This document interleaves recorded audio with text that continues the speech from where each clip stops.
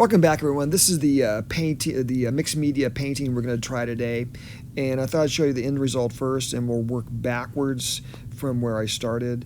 This is done with inks and chalk pastel.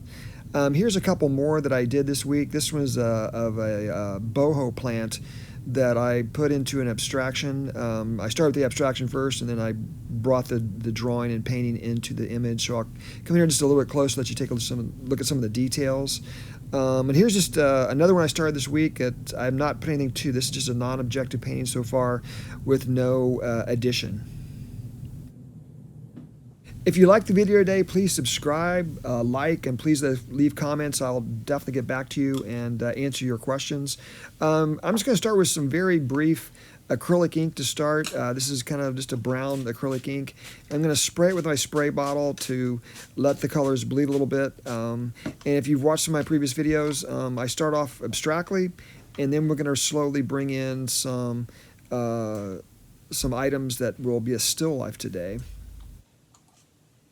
While that's still wet, I'm just going to drop some oranges into the brown I have, and this gives you a really kind of a nice blend of some warmth to start the image. This is done on just a sketchbook watercolor pad, 140-pound cold press. So that's the mediums I'm using, acrylic ink so far, along with the watercolor paper. I'm also going to drop in some alizarin crimson acrylic ink. So far, I've just used acrylic inks to start this image.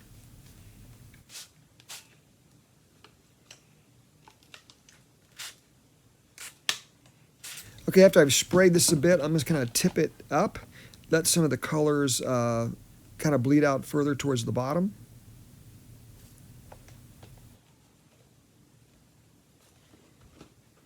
And some of these kind of drip a little bit farther than what I wanted, so I'm going to go back in and kind of paint those out a bit.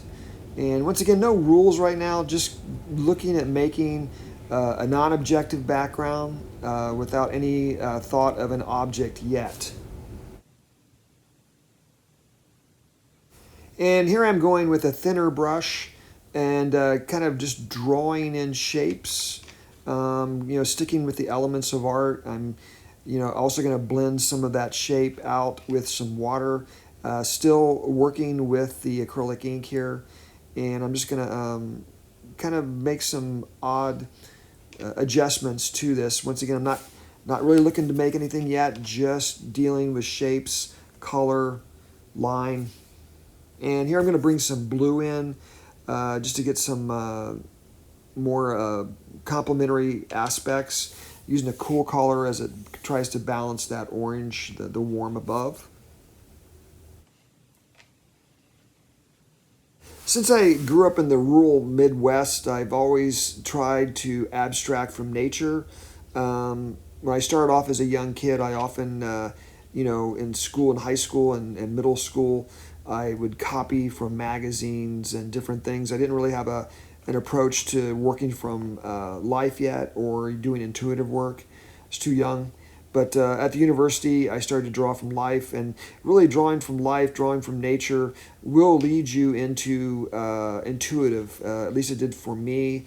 It's almost like the Asian model of, going around the mountain and, drawing and painting many, many things. And then after a while, you'll start to be able to use your memory and intuition to bring even more creativity to the mix and your own vision.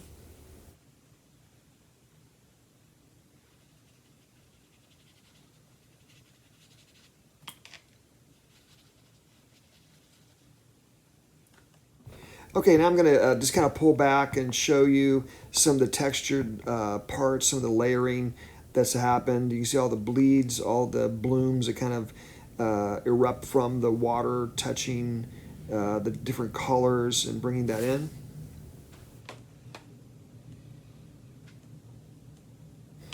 Okay, now I'm going to start the drawing aspect, and I think I'm going to bring just the inside of a flower. I'm thinking about sunflowers right now. So I kind of brought this kind of organic shape into the middle. I'm going to let that kind of go over top of some of the shapes I've drawn. I want some of it to kind of be transparent. I'm going to keep this abstract. So we'll have shades of of abstraction being drawn onto the non-objective surface. And this is just chalk pastel I'm using, Rembrandt pastels. So I'm going to try to also bring in the petals here, and I'm just going to work my way around the initial shape I drew. One of the most common questions I have students ask me is, how do you get ideas? How do you start working on something? And that's kind of hard to really explain, especially intuitively. For whatever reason, I thought of doing some sort of sunflower. It's in season right now where I'm at. It's almost August, and the sunflowers are definitely starting to make their appearance.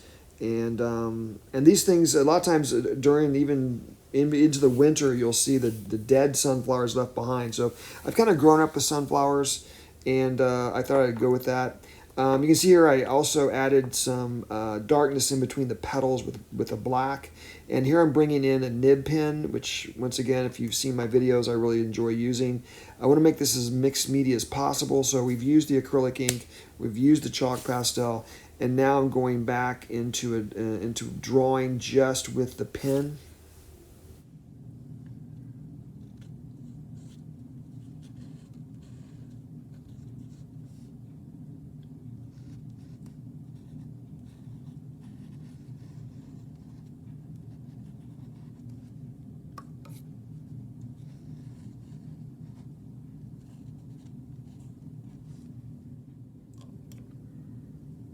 One thing I really like when I look at art history, I like a lot of times you see drawings where they seem half done, but a lot of times I really like that look where it's kind of like you're seeing how the artist thinks. So I'm going to try to do this in a way where it's a mixed media piece where a lot of us kind of modeled the flowers, but I want to leave these leaves kind of transparent, but also not completely finished. And while it's still wet, I'm going to bring my nib pen back in.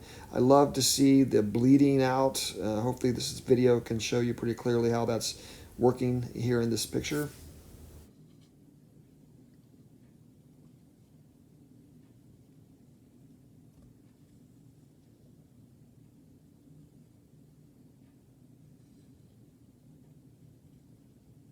And I think I'm nearly done for now. I'm going to pull back and let you take a look at the finished product. And you can see, like I said, a variety of media in this, total mixed media. I'll pan in here and let you see some of the details. But I think I'll leave you with that today. So I hope all of you have a great week, and I will see you next time. Thanks for watching.